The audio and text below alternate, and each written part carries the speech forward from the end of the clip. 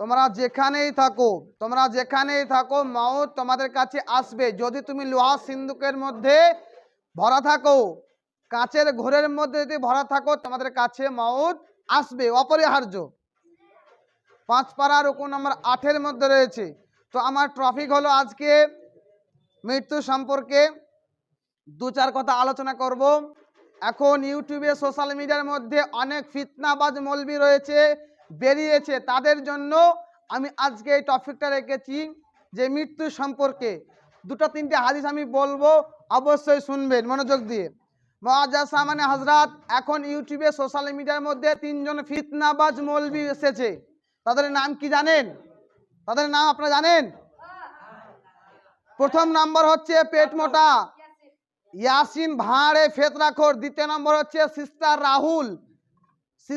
Rahul, brother Rahul, বেয়াদব রাহুল এবং ফিত্তিন মমতাজুল ইসলাম।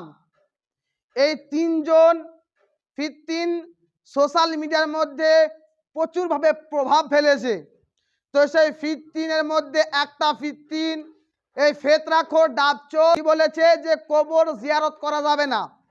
ওই এমন করে হাস্যকর করে বলছে, জিলাপিখোর মৌলবি, গুটকাখোর মৌলবি, ওরা জানেন ওরা গুখোর মৌলবি। তা মুআজ্জাজ সামানে হযরত, ওদের বাপ দাদাদের কিতাবের মধ্যে লেখা আছে ওরা গুখোর মৌলবি।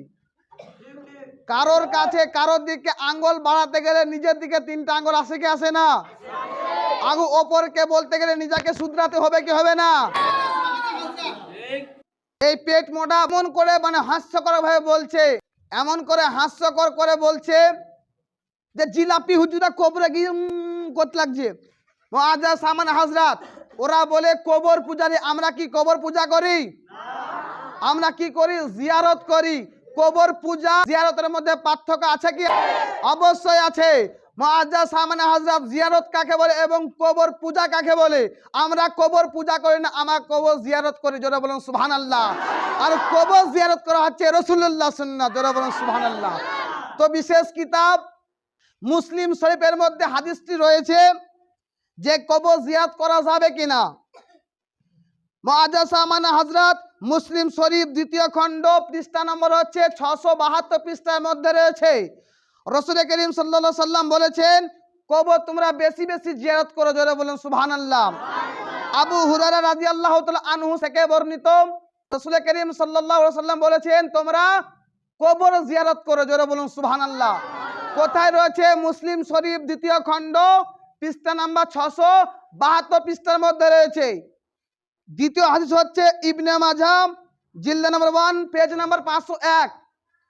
আল্লাহ রাসূল সাল্লাল্লাহু আলাইহি সাল্লাম প্রথম কবর জিয়ারত করতে মানা করেছিলেন। প্রথম কবর জিয়ারত করতে মানা করেছেন। তারপরে বললেন তোমরা কবর বেশি বেশি জিয়ারত করো, কেননা জিয়ারত করলে পরে মরণকে স্মরণ আসে। জোরে বলুন সুবহানাল্লাহ। আমরা 2টা হাদিস বুঝতে পারলাম। মুসলিম শরীফ 3য় খণ্ড পেজ নাম্বার 672 পৃষ্ঠার মধ্যে রয়েছে। ইবনে মাজাহ প্রথম খণ্ড 501 পৃষ্ঠার মধ্যে রয়েছে।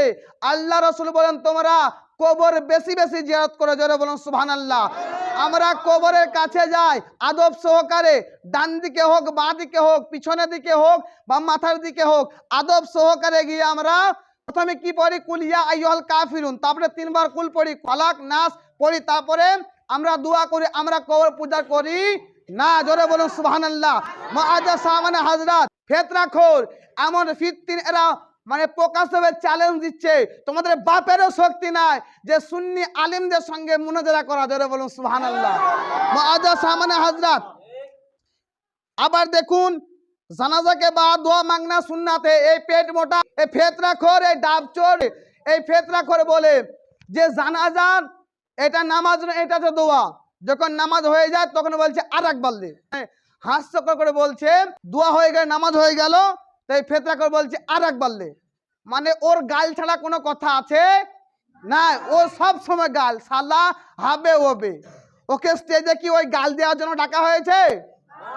মানুষকে কিছু হাদিস কোরআন থেকে কিছু শোনাবার জন্য ওকে 10,000 টাকা 25,000 টাকা দেয় এবং তাকে নিয়ে আসে কোরআন এবং হাদিস শোনার জন্য। ঠিক কিনা?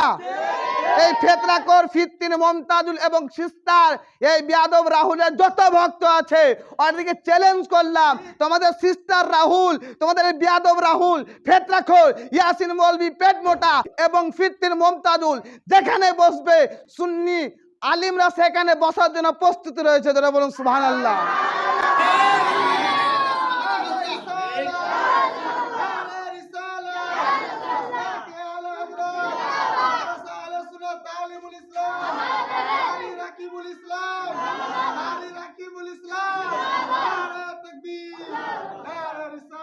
জানাজার পরে দোয়া করা যাবে কিনা দেখুন, আবু হুরায়রা রাদিয়াল্লাহু তাআলা আনহু থেকে বর্ণিত, শুনেছেন সাহাবায়ে কেরামরা যে তোমরা জানাজা হয়ে যাবে তারপরে খুশ দিলে, খাইস দিলে, দিল মানে খুশ করে তোমরা দোয়া করো মায়াতের জন্য। ধরে বলেন সুবহানাল্লাহ। কোথায় রয়েছে? আবু দাউদ শরীফ জিলদ নাম্বার 3 পেজ নাম্বার 310, ইবনে মাজাহ প্রথম খণ্ড পেজ নাম্বার 480। ধরে বলেন সুবহানাল্লাহ। আরেকবার বলেন সুবহানাল্লাহ। বোঝা গেল আল্লাহ রাসূল সাল্লাল্লাহু আলাইহি সাল্লাম বলেছেন জানাজার পরে দোয়া করা হচ্ছে আমার রাসূলের সুন্নাত। জোরে বলুন সুবহানাল্লাহ। মুআজ্জাজ সামনে হাজরা বুঝতে পারলাম আবু দাউদ শরীফ এবং ইবনে মাজাহর মধ্যে রয়েছে রাসূল বলেছে তোমরা জানাজার পরে দোয়া করো। জোরে বলুন সুবহানাল্লাহ। আর এই পেট মোটা, এই লেডিস মার্কা নামাজি, এই সিস্টার রাহুল বলে কবর জিয়ারত করা যাবে না, চাহরম 40 করা যাবে না, ওরা তো কিছুই করে না। মুআজ্জাজ সামনে হাজরাত, এই ফিতনাদের কাছ থেকে, এই ধোঁকাবাজদের কাছ থেকে আমাদেরকে দূরে থাকতে হবে কি হবে না? অবশ্যই হবে। বলার উদ্দেশ্য হচ্ছে একটাই যে এই ফেতরাখোরদের কাছ থেকে, এই ধোঁকাবাজদের কাছ থেকে আমাদেরকে দূরে থাকতে হবে। আবু দাউদ শরীফ 3য় খণ্ড পৃষ্ঠা নাম্বার 310, ইবনে মাজাহ প্রথম খণ্ড এবং পেজ নাম্বার হচ্ছে 480 পৃষ্ঠার মধ্যে রয়েছে। আল্লাহ রাসূল বলেন তোমরা জানাজার পরেও দোয়া করো। জোরে বলুন সুবহানাল্লাহ। আল্লাহ রাব্বুল আলামিন আমাদেরকে যেন এই ফিত্তিন, এই মমতাজুল এবং সিস্টার রাহুল এবং এই ডাবচোর, ফেতরাকর, ভুঁড়ি মোটাদের কাছ থেকে দূরে থাকা তৌফিক দান করুন। সকালে বলুন আমিন। মুআজ্জাজ সামনে হাজরাত, আল্লাহ রাব্বুল আলামিন আমাদেরকে নেক আমল করার তৌফিক দান করে এবং নবীর সুন্নাত মোতাবেক চলার তৌফিক দান করে। সকলে বলুন আমিন। আসসালামু আলাইকুম ওয়া রাহমাতুল্লাহি ওয়া তাআলা ওয়া বারাকাতুহু।